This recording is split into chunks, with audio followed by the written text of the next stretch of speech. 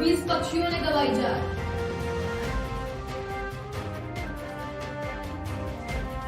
सिंगरौली के जिला अस्पताल में कोविड-19 टीकाकरण का कार्यक्रम, सफाई कर्मी को लगा पहला टीका, सांसद और विधायक बने मौजूद। प्रदेश में कोविड-19 वैक्सीनेशन पर राजनीति, प्रदेश कांग्रेस का सरकार पर तीखा हमला, मुख्यमंत्री और गृह मंत्री पहले वैक्सीनेशन कराते तो वैक्सीन पर ज्यादा भरोसा होता। रायपुर में लाखों रुपए के लोहे के सामान के साथ 2 आरोपी गिरफ्तार, बीती 14 जनवरी को हुई थी चोरी। और छत्तीसगढ़ में ठंड का कहर जारी, चिल्फी पैना में तेज ठंड से बनी बर्फ की चादर, बीते 2 दिनों से अपने तेवर दिखा रही है ठंड।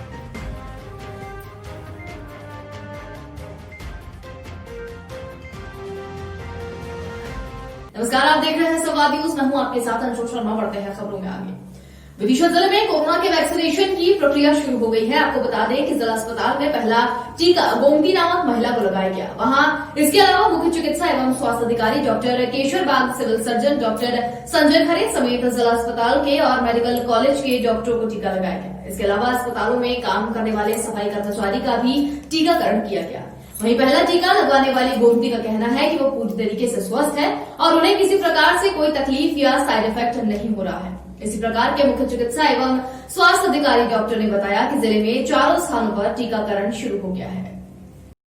देखिए, आज माननीय प्रधानमंत्री जी ने पूरे देश के लिए संबोधित किया है और पहला टीका हमारे दिल्ली से शुरू यहाँ से हुआ है और यहाँ भी हमारे गोमती मैडम है, उनको लगाया गया है और पूरा कार्यक्रम जैसा आपने अवलोकन किया बहुत अच्छे से है। मैं आप सबको, कलेक्टर सर को, सीओ मैडम को, पूरा जिला प्रशासन, मीडिया, सरकार, सभी इलेक्ट्रॉनिक मीडिया, हमारे पीआरओ साहब, सभी मेरे हेल्थ के साथी जो स्वास्थ्य विभाग के, अर्बन के, मेडिकल कॉलेज की डीन, सबको मैंने भी आज, चूँकि मेरा नाम था आईडी आधार में लेके आया था, आज मेरे को भी लगा है, बहुत अच्छा लग रहा है।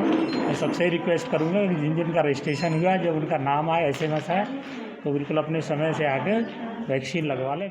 सिंगरौली के जिला अस्पताल ट्रॉमा सेंटर में कोविड-19 टीकाकरण का कार्यक्रम किया गया, जिसमें क्षेत्रीय सांसद प्रीति पाठक, विधायक सुभाष वर्मा और कलेक्टर राजीव मीणा समेत पुलिस अधीक्षक वीरेंद्र सिंह उपस्थित रहे। आपको बता दें कि यहाँ सबसे पहला टीका सफाई कर्मी राजू को लगाया गया, जो कि पूरी तरीके से स्वस्थ है। इसके साथ ही वहां मौजूद डॉक्टरों ने बताया कि इस टीके की पहली डोज के बाद 28 दिन के बाद दूसरा टीका लगेगा और सामान्य सावधानियां बरतनी पड़ेगी, जिससे शरीर में कोविड-19 के प्रति प्रतिरोधक क्षमता बढ़ जाएगी। वहीं आपको बता दें कि इस कार्यक्रम में मुख्यमंत्री शिवराज सिंह चौहान शिरकत करने वाले थे, लेकिन किन्हीं कारणों से वो नहीं आ सके।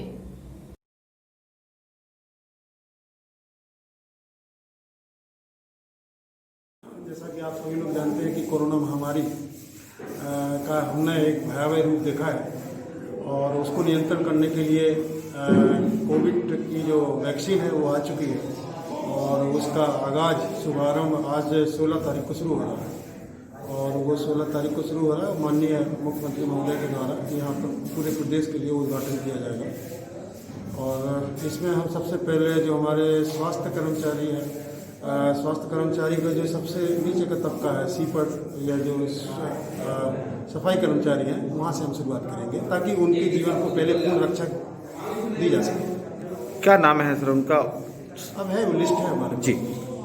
देश में दुनिया के सबसे बड़े टीकाकरण अभियान की शुरुआत के साथ इस पर सियासत भी तेज हो गई है। प्रदेश कांग्रेस ने राज्य सरकार पर हमला बोलते हुए कहा कि अगर मुख्यमंत्री, गृह मंत्री समेत तमाम विधायक सबसे पहले वैक्सीनेशन कराते तो वैक्सीन पर ज्यादा भरोसा बनता है। इसके साथ ही मध्य प्रदेश कांग्रेस मीडिया विभाग के अध्यक्ष जीतू पटवारी ने कहा कि अगर ऐसा होता तो मैं भी वैक्सीनेशन कराता। आपको बता दें, प्रदेश कांग्रेस की प्रेस वार्ता में पूर्व मंत्री पीसी शर्मा समेत तमाम प्रवक्ता भी मौजूद थे। वहीं प्रेस वार्ता में बताया गया कि किसानों के साथ मिलकर 20 जनवरी को मुरैना में महापंचायत का आयोजन किया जाएगा। इसके साथ ही भोपाल में 23 जनवरी को राजभवन का घेराव किया जाएगा, जिसमें कमलनाथ के साथ तमाम बड़े नेता भी शामिल होंगे। साथ ही आज पूरे देश में एक जिज्ञासा वैक्सीनेशन को लेके चल रही है और आप लोग भी सुबह से उसको कवर कर रहे हैं। मैं समझता हूँ आज आपकी भी व्यस्तताएं हैं ज़्यादा रोज से। जहाँ तक हमारे मुख्यमंत्री जी का इसको लेकर एक बयान आया था, उन्होंने कहा कि मैं पहला वैक्सीनेशन का अपने आप पे ट्रायल नहीं करूँगा या नहीं लगवाऊँगा और उस परिवार के साथी को जो रोज इन्हीं लोगों में काम करता है, ज़्यादा जिसको खतरा है वो सबसे पहले लगाए तो मुझे खुशी होगी। मैं मानता हूँ एक मुख्यमंत्री का अपना विचार हो सकता है, और चूंकि जगह जगह से इसको लेकर जिस तरह की भ्रांतियाँ आ रही है, इस इतनी बड़ी महामारी से पूरे विश्व ने जिस तरीके से भोगा है, भारतवर्ष ने भोगा है, मध्य प्रदेश के रहवासियों ने, इंदौर और भोपाल के रहवासियों ने भोगा है, वो डर वैक्सीनेशन का किसी भी रूप में लगाने वाले हमारे साथी को न होना चाहिए। इसके लिए उदाहरण पेश अगर हम करें, एज ए जनप्रतिनिधि विधायक होने के नाते मैं करूं, एज ए मंत्री सरकार के स्वास्थ्य मंत्री होने के नाते जो स्वास्थ्य मंत्री है वो करे, या देश के स्वास्थ्य मंत्री, अभी मैं टीवी पे देख रहा था आते आते, तो उन्होंने डायरेक्टर को लगाया, पास में खड़े थे। तो मैं मानता हूं कि ये सब बातें एक ऐसे व्यवहार के लिए जो समाज में एक विश्वास पैदा करता है। 3 गैंगरेप भोपाल की राजधानी में, 2 जगह रेप, कोलार और जहांगीराबाद। मैं समझता हूं कि बेटी बचाओ की जो बात मुख्यमंत्री हमेशा करते आए हैं, पूरे मध्य प्रदेश में महिलाओं पे अत्याचार, दुष्कर्म लगातार बढ़ रहा है। और इनकी एक कंगना रनौत यहाँ घूम रही है, कुछ शूटिंग वगैरह कर रही है, फिल्म एक्ट्रेस है, भारतीय जनता पार्टी के बड़े निकट है, उनकी एक प्रवक्ता के रूप में काम कर रही है। उसने अभी कहा था कि जो सऊदी अरब में जो कानून है कि जो रेपिस्ट हैं या गैंग रेपिस्ट हैं, इनको चौराहे पे लटका देना चाहिए। ये बाकी की बात अगर नहीं सुन रहे हो मुख्यमंत्री जी, तो उनकी प्रवक्ता कंगना रनौत की बात सुन लें, जिसको लंबी सेलिब्रिटी लोगों ने दी है, उसकी सुन के किसी एक आध ऐसे रेपिस्ट को चौराहे पे लटका दें। झालावाड़ जिले के चौमहला में बर्ड फ्लू का पक्षियों पर कहर जारी है। आपको बता दें कि इलाके में कई जगहों पर बेहोश और मृत मिल रहे हैं पक्षी। वहीं शनिवार को एक ही दिन में 4 पक्षियों की मौत हो गई है। वहीं आज सत्यनारायण मंदिर के पीछे एक गोभी के खेत में 4 टिटहरी की मौत हो गई। वहीं एक ने बताया कि सुबह वो खेत पर गया तो एक की जगह 3 टिटहरी मरी मिली, वहीं एक तरफ पड़ी थी। थोड़ी देर बाद उसने भी दम तोड़ दिया। इसके साथ ही शुक्रवार को रेलवे प्लेटफॉर्म के पास 2 कौवे भी मृत मिले। आपको बता दें कि इस कस्बे में अब तक 26 पक्षियों की मौत हो चुकी है, लेकिन अभी तक पशुपालन विभाग की कोई टीम यहां पर नहीं पहुंची और किसी भी पक्षी के सैंपल नहीं लिए गए। वहीं ग्राम पंचायत के सफाई कर्मी इन पक्षियों को उठाकर उनका अंतिम संस्कार भी कर रहे हैं। आप बताएं, आपको कब पता चली कि ये मरी हुई पड़ी है? आप खेत पे आए जब? हाँ। अच्छा, तो क्या आप आए उस टाइम क्या तड़फ रही थी? ये 3 तो मरी हुई पड़ी थी। हाँ। एक तरफ ही मतलब इसके क्या हुआ, जो उसको देखने में लगा, इतने में इधर मैंने चलो इधर देखें गोभी में, देखे भी माँ है, 3 और इधर अलग पड़ी। अब इनको क्या है, जला दोगे? हाँ, वो क्या ही हो, मैं कभी कोई इंतजार कर रहा था, कोई आई जाए तो ठीक, नहीं तो फिर जलानी चाहिए फिर के।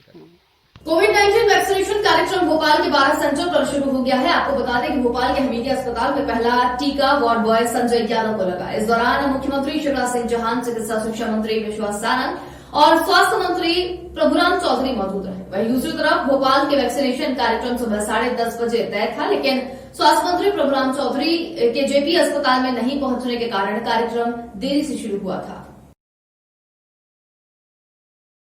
देश के कई राज्यों में बर्ड फ्लू के मामले सामने आ रहे हैं, जिसके चलते छत्तीसगढ़ में कोरिया जिले के भरतपुर में बीते दिन एक गोल्ड स्टोर में 50 मुर्गियां मरे हुए मिलने के बाद से बर्ड फ्लू की आशंका जताई जा रही है। वहीं अब लोगों के दहशत का माहौल भी देखा जा रहा है। वहीं इसकी बिक्री में भारी कमी आई है। मांग में कमी होने के चलते चिकन और अंडा की कीमत में भी भारी गिरावट देखने को मिल रही है। वहीं अब कोरिया प्रशासन अन्य राज्यों से चिकन लाने में जांच हेतु नजदीकी सीमा पर नजर बनाए हुए है। पड़ोसी राज्य मध्य प्रदेश में शिकायत मिल रही थी कि मतलब कुछ पक्षी मर रहे हैं, कौवे मर रहे हैं और अन्य पक्षी मर रहे हैं। तो वहाँ भोपाल जो है निषाद लैब में जो है उसकी टेस्ट कराई गई। वहाँ पुष्ट होने के बाद छत्तीसगढ़ राज्य भी पूरी तरह अलर्ट है। खासतौर पर कोरिया जिले में आरआर टीम का गठन कर दिया गया है, रैपिड रिस्पांस टीम जिसको कहते हैं। ये विकासखंड स्तर पर रैपिड रिस्पांस टीम का गठन कर दिया गया है। पूरे एहतियात बरते जा रहे हैं। दुकानों की लगातार चेकिंग की जा रही है और पूरे क्षेत्रीय हमलों को सतर्क कर दिया गया है कि ऐसी स्थिति कोई पक्षी मरता है तुरंत जो है सूचना दें और ग्रामीणों को मतलब ये जागरूक करें कि कोई उस मृत पक्षी को छुए ना। हमारी टीम खुद जाएगी, उसको डिस्पोज करेगी, जिससे जो संक्रमण फैलने न पाए।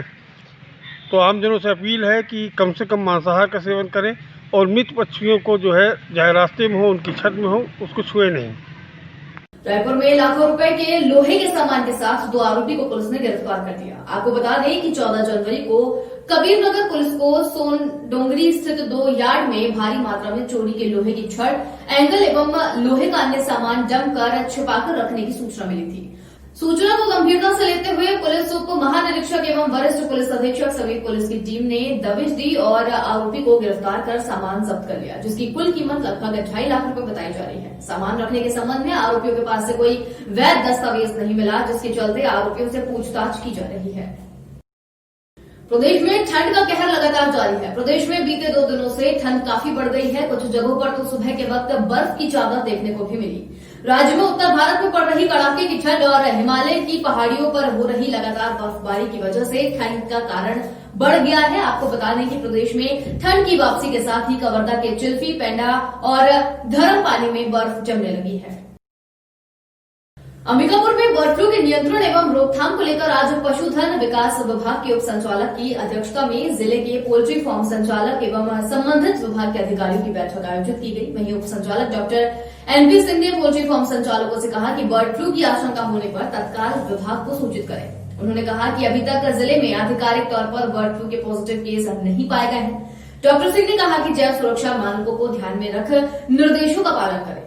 पशु चिकित्सा विभाग और अधिकारी ने बताया कि जिला स्तर पर रैपिड रिस्पांस टीम बनाई गई है और सर्विलांस टीम लगातार काम कर रही है। वहीं सभी फार्म संचालकों से विभाग के सहयोग करने की बात भी कही है।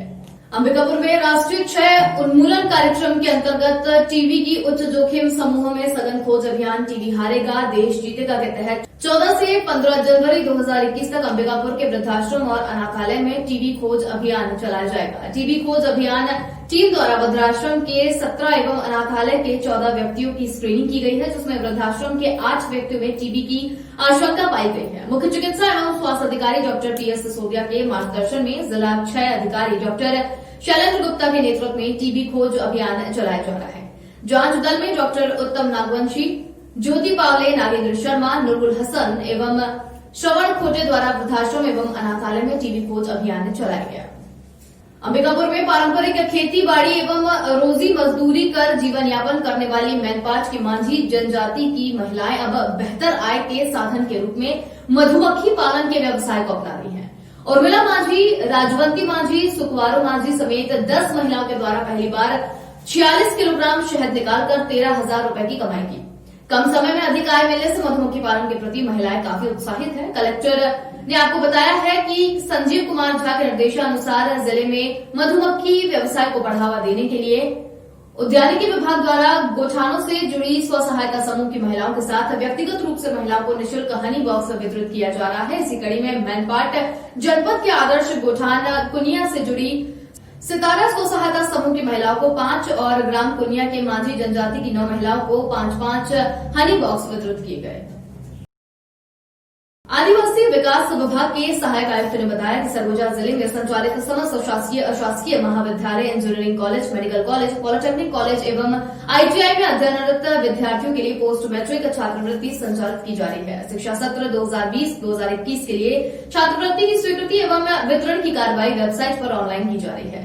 विद्यार्थियों के पंजीयन और संस्थाओं के प्रस्तावित तथा स्वीकृत लॉक करने के लिए विभाग द्वारा तिथि में वृद्धि कर दी गई है। नवीन निर्धारित तिथि अनुसार ड्राफ्ट प्रपोजल लॉक करने के लिए 20 जनवरी, सेक्शन ऑर्डर लॉक करने के लिए 20 जनवरी और अशासकीय संस्थाओं की जांच के लिए 20 जनवरी, शासकीय संस्थाओं के लिए संवितरण 25 जनवरी और भुगतान के लिए 29 जनवरी अंतिम तिथि है। आपने 2 पैर वाले पक्षियों के बारे में तो सुना ही होगा, लेकिन कोरिया जिले के भरतपुर क्षेत्र के ग्राम पंचायत चूल का मामला सामने आया है, जहां पर 4 पैर वाला एक चूजा लोगों के बीच चर्चा का विषय बन गया। आपको बता दें कि इस 4 पैर वाले अनोखे चूजे को देखकर सभी लोग हैरान हैं। चूल निवासी भूरेलाल ने बताया कि जब ये बच्चा अंडे से निकला तभी से इसके 4 पैर हैं और ये चूजा लगभग 1 सप्ताह का हो गया है और ये स्वस्थ भी है। वहीं जानकारों की माने तो इस तरह के मामले कम ही दिखाई देते हैं, लेकिन पहले भी दुनिया के कई देशों में ऐसी घटनाएं सामने आती रही हैं। लोरमी मिलियारी नदी में युवती की लाश तैरती मिली है। नदी में लाश मिलने से लोरमी और आसपास के इलाकों में सनसनी फैल गई है। लोरमी पुलिस इस मामले की जांच में जुट गई है। आपको बता दें कि लाश की शिनाख्त लोरमी निवासी के रूप में ही हुई है। बताया जा रहा है कि मृतक युवती की गुमशुदगी की रिपोर्ट लोरमी थाना में दर्ज कराई जा चुकी थी, जिसके आधार पर युवती की शिनाख्त की गई है। वहीं अचानक आज सुबह लोरमी नदी में बना एनीगेट के पास लाश तैरने की सूचना लोरमी पुलिस को मिली, जिसके बाद लोरमी पुलिस मौके पर पहुंची और लाश को बाहर निकालकर लाई। तब तक शिनाख्त हो पाई, जिसके बाद पंचनामा बनाने के बाद शव को पोस्टमार्टम के लिए भेज दिया गया है। बहरहाल ये हत्या है या आत्महत्या, इसकी स्थिति स्पष्ट नहीं हो पाई है।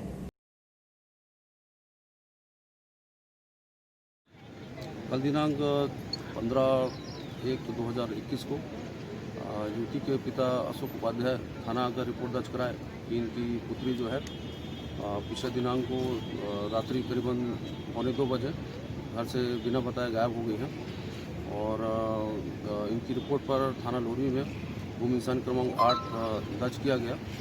आज दिनांक को पता चला कि एक युवती की लाश महरपुर एनीकट पास पड़ी हुई है। मौके पर पुलिस के पहुंचने पर शिनाख्त की कार्रवाई की गई, जिसमें गुम इंसान जो युवती थी उसकी पहचान हुई और पुलिस ने मौके पर पहुंचकर पंचनामा कार्रवाई किया और फिलहाल जो है पोस्टमार्टम के लिए उनका शव जो है सीएससी लोरमी के लिए रवाना कर दिया। फिलहाल के लिए इस बुलेटिन में इतना ही। देखते रहिए संवाद न्यूज। मुझे दीजिए इजाजत। नमस्कार।